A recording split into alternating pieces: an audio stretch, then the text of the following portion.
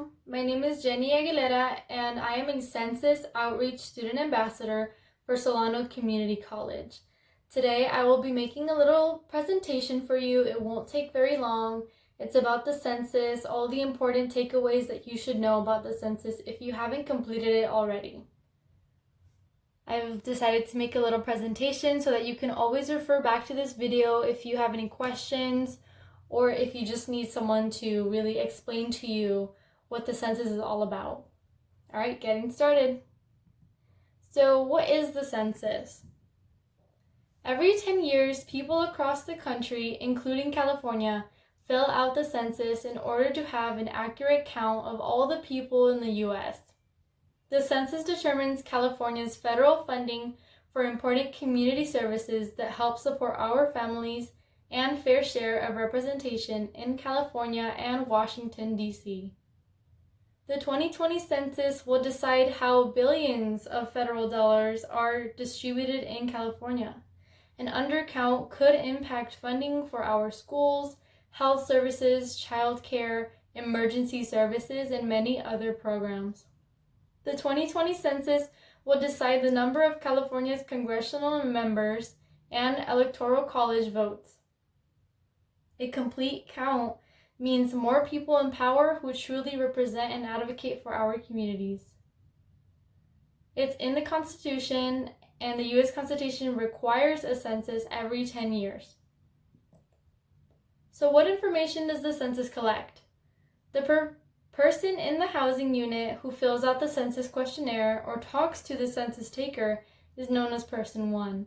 Typically, Person 1 is the owner/co-owner or renter/co-renter of the housing unit. Person 1 answers general questions about the housing unit, including the number of persons living there and whether the dwelling is rented or owned. Person 1 also provides the following information about each household member: their name, relationship to Person 1, their sex, age, date of birth, Hispanic origin, and race.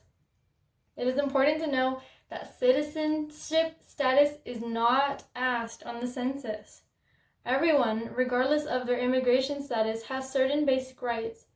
For those who have concerns about opening your doors, there are other ways you can participate. You can participate from the comfort of your home online and over the phone, or at a community-run assistance center. Please complete your census questionnaire. An incomplete questionnaire may increase your chances of a non-response follow-up by the U.S. Census Bureau. Your participation is vital and your information is protected. Data is confidential. All census data is confidential. Federal law protects your census responses. Your answers can only be used to produce statistics. The law is very clear. Under Title 13 of the U.S. Code, the Census Bureau cannot release any identifiable information about individuals, households, or businesses, even to law enforcement agencies. To support historical research, Title 44 of the U.S. Code allows the National Archives and the Record Administration to release census records only after 72 years. All Census Bureau staff takes a lifetime oath to protect your personal information, and any violation comes with a penalty of up to $250,000 or up to 5 years in prison. So what is different this year? This year is the first year that the census will be available to submit electronically. Paper has been the primary way to collect data since the census began in 1790. So this is a huge leap forward. Census workers in the field will use mobile phone apps to help people complete the census if they didn't complete it online or by phone. This year, the census can be completed via electronic submission by phone or by paper. Federal and state funding. The federal government is spending an estimated $1.43 per U.S. resident on census marketing and outreach. That's nearly $500,000. California has allocated an additional $187.2 million state dollars towards census marketing and outreach in our state.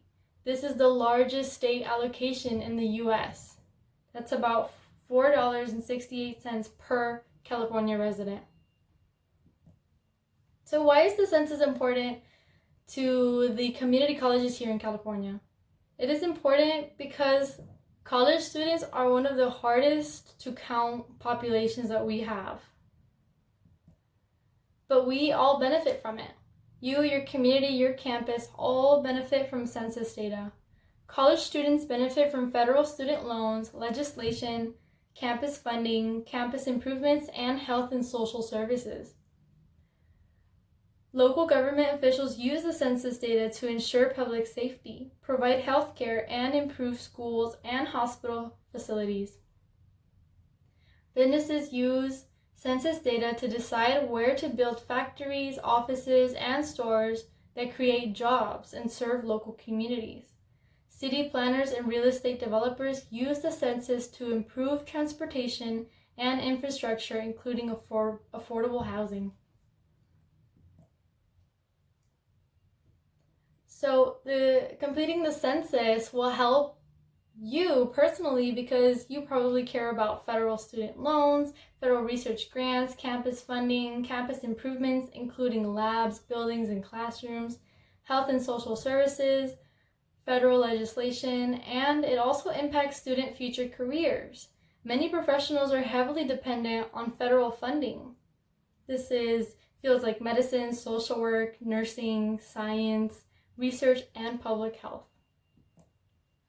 The census is also important for redistricting. After each census, state officials use the results to redraw the boundaries of their congressional and state legislative districts, adapting to population shifts. Fair representation. Every 10 years, the results of the census are used to reapportion the House of Representatives, determining how many seats each state gets.